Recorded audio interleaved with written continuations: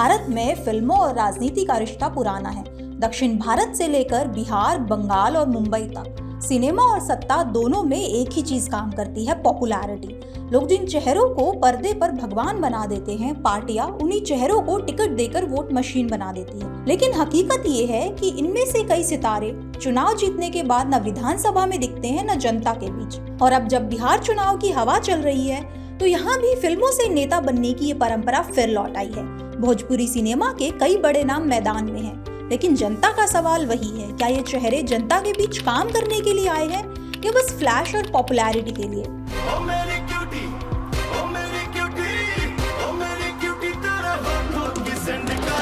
Bhojpuri cinema के power star Pawan Singh इस बार बिहार चुनाव 2025 में सबसे चर्चा में है। कभी बीजेपी से नजदीकी, कभी स्वतंत्र चेहरे के रूप में उनकी एंट्री ने पूरे राजनीतिक समीकरण को हिला दिया है।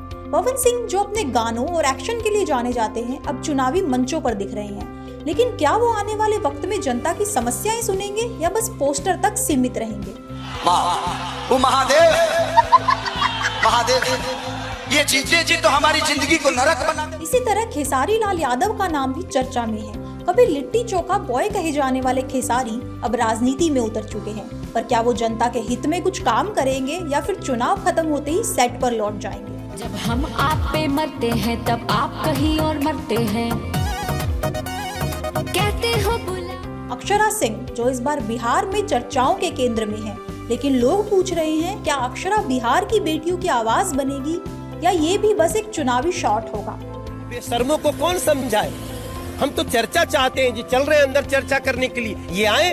मनोज तिवारी, भोजपुरी के सबसे बड़े नामों में से, दिल्ली से बीजेपी सांसद, कभी कहा करते थे मैं भोजपुरी आवाज को संसद तक पहुंचाऊंगा, लेकिन जनता पूछ रही है कहाँ है वो आवाज?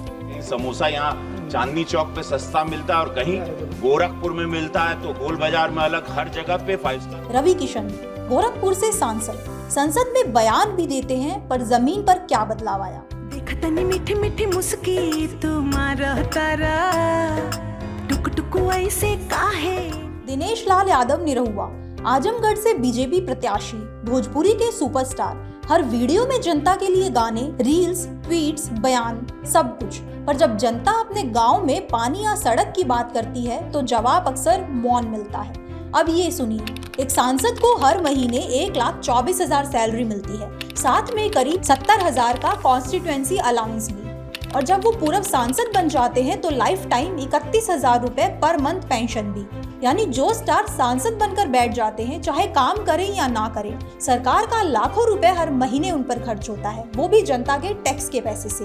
तो क्या ये ठीक है कि कुछ सेलिब्रिटी सांसद सिर्फ नाम के लिए पद पर बैठे रहें, ना संसद जाएं, ना जनता के बीच दिखें, और फिर भी हर महीने जनता के पैसे से मोटी तनख्वाह और पेंशन लेते रहें? और अगर इनमें से कोई इस्तीफा दे दे या फिर किसी कारण से राजनीति छोड़ दे तो फिर से उपचुनाव होते हैं और फिर से उतना ही खर्चा होता है।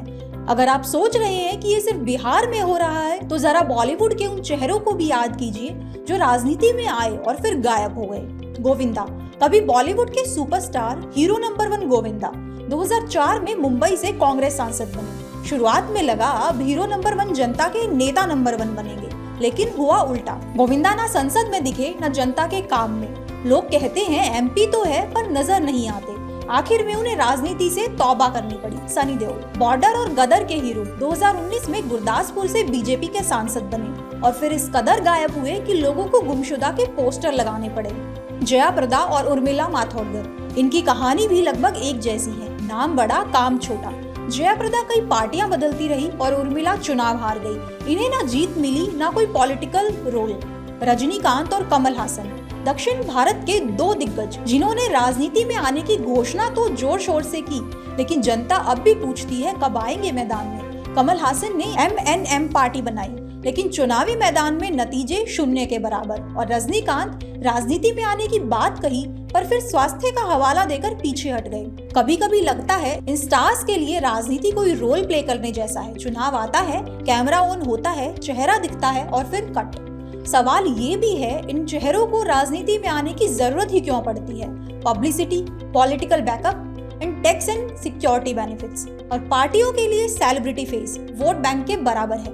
पर असली नुकसान किसका होता है? असली नुकसान होता है उन जेन्युइन कैंडिडेट्स का, जो सालों से जनता के बीच काम करते हैं पर टिकट किसी स्टार को मिल जाता है सिर्फ इसलिए कि उनके पास फेस वैल्यू है। एक लोकसभा या विधानसभा सीट किसी गांव की तकदीर बदल सकती है, किसी शहर की दिशा तय कर सकती है, लेकिन जब वो सीट एक ऐसे व्यक्ति के पास चली जाए जो जनता के मुद्दे से जुड़ने की बजाय शूटिंग या इवेंट में व्यस्त रहता है, तो फिर राजनीति सिर्फ शो और बिजनेस बनकर रह जाती है। अगर आप एक दिन ऑफिस न जाए तो सैलरी कट हो जाती है, या फिर टैक्स भरने में देरी हो जाए तो फाइन भरना पड़ता है, तो फिर सांसद या विधायक अपने निर्वाचन क्षेत्र में ना दिखाई दे तो उन पर क्या कार्रवाई होती है।